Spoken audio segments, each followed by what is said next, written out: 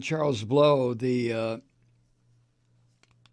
opinion columnist for the New York Times, tweeted something today that I totally agree with. I may have said it myself, but Blow, this is what he wrote. There are tanks in the nation's capital and concentration camps at our border. The drift toward the unimaginable is unmistakable. Tanks in the nation's capital to celebrate the broken psyche of Donald Trump, to bolster his fucked up brain. And at our southern border, on this Independence Day, we have children and adults who are locked in conditions that are, in fact, torture. What the fuck?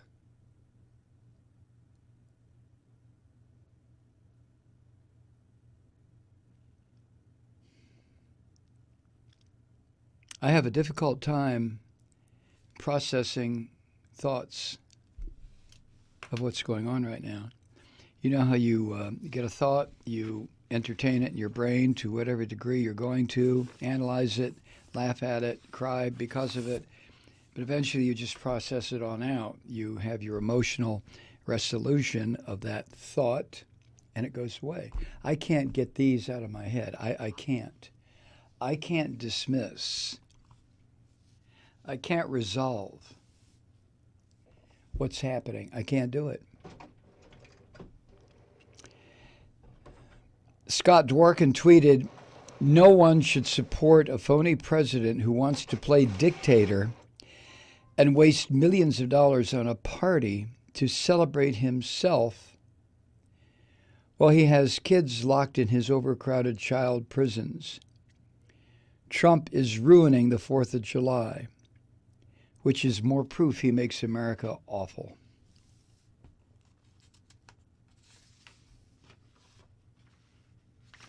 The precursor for this, there was an 8-year hiatus with Obama, but the precursor for this was the Cheney-Bush administration. And I put Cheney first because he was the one who handled George W. Bush like a little bouncy hand puppet. It was Cheney and the neo-fascists that he assembled around him and the Bush administration that really set the stage for what has occurred now. There was that 8-year break with Obama, but if you remember during the Obama years, what happened legislatively in this country? What happened? Pretty much nothing, thanks to this filthy pig-fucking Mitch McConnell in Kentucky. Nothing happened.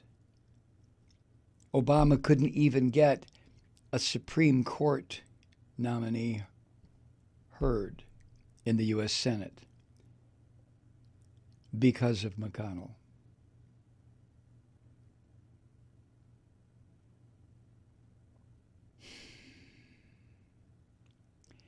So it was Ari Fleischer and Cheney and Bush Jr. and a whole cadre of these fascists who set the stage for Trump.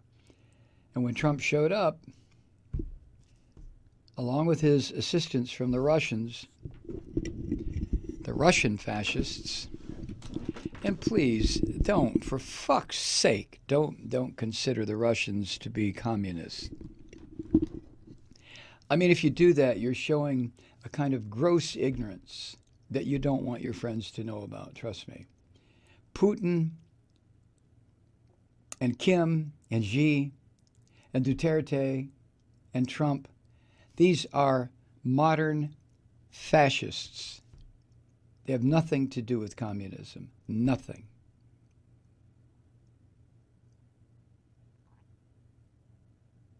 Oh, and the leadership of the white evangelical Christian church.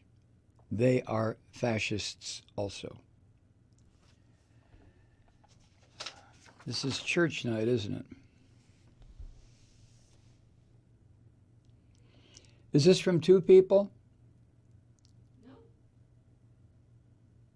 It's got two names at the top. Okay, the second name. I forgot to erase the first name. Okay, I'm sorry. no problem. Our sponsor tonight is Martine Habib. Martine's message: thank you, Mike and Kathy, for the outrage which sustains us while we unwillingly travel through Trumpistan. Can't wait to get my book. Damn. That's one of the missing. Yeah. Okay. We pretty much have, I think we've almost solved the missing 58 books. And it means your book is going to come a couple, 3 days later, but it'll be there. And you have more books on the way. We printed another 100, 160. Jesus, we printed another 160. They're on their way here to the Daniel Scapin studio, where we will package them and mail them out to you. Excuse me? Well, after I sign them, yeah. Anyway, Martine, thank you. Thank you for sponsoring the program tonight. I appreciate it. Tweet from David Pippi. What happens in D.C. tomorrow? It's a Trump rally at our expense because he knows nobody can or will stop him. It's how dictators act. Until the majority imposes their will upon this despot, it will continue. Yes, it will.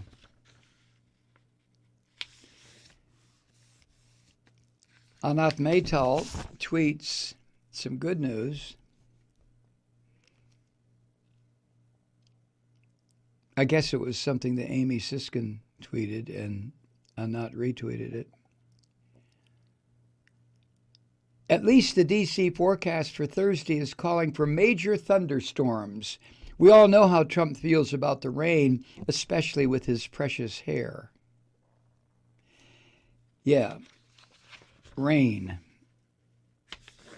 Let's hope that tomorrow that Washington, D.C. is just flooded with rain. I don't mean flooded where there's property damage. But let's pray that it comes down in torrents. And I wonder if the Christians then will say, ooh, well, I guess God didn't want you to do this, Donald, you fucking fascist pig, you. You think? Or do the fascist Christians only see something like a downpour being God speaking if it's a downpour on a peace demonstration? Or an anti-immigrant demonstration, or a pro-child locked in cages demonstration to get them out. Do they see, the Christians see a downpour on those sorts of demonstrations as God saying, fuck you? Or would God be saying, fuck you tomorrow when the thunderstorms rip the shit out of D.C.? I'm talking like I believe there's a God. I'm just using the Christian bullshit to see if how they're going to respond when the floodgates open tomorrow. Assholes.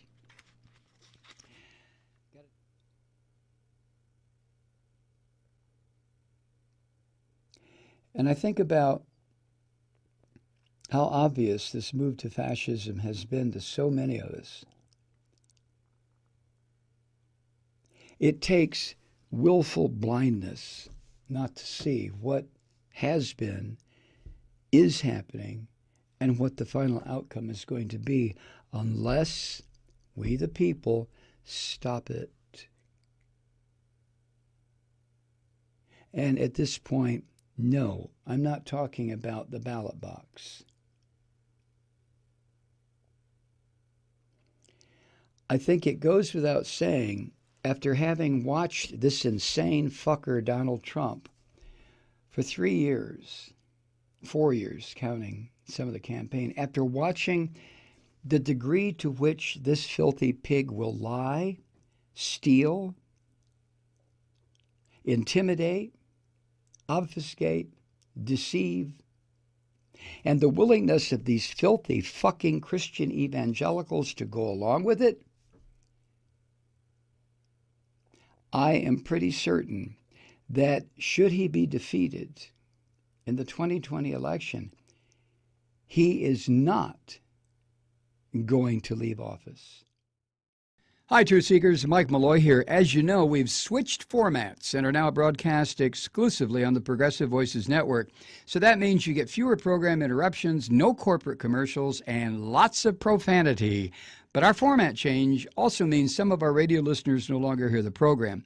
It's been a while since I mentioned our podcasts, so you may have forgotten that there is a way to listen to this program anytime you need a good dose of screaming. Visit MikeMalloy.com and subscribe to our podcasts. You have your choice. You can listen to The Ranting with the audio podcast or listen and watch me lose control with a video podcast subscription. As a podcast subscriber, you can download the program to your mobile device and take me with you wherever you go.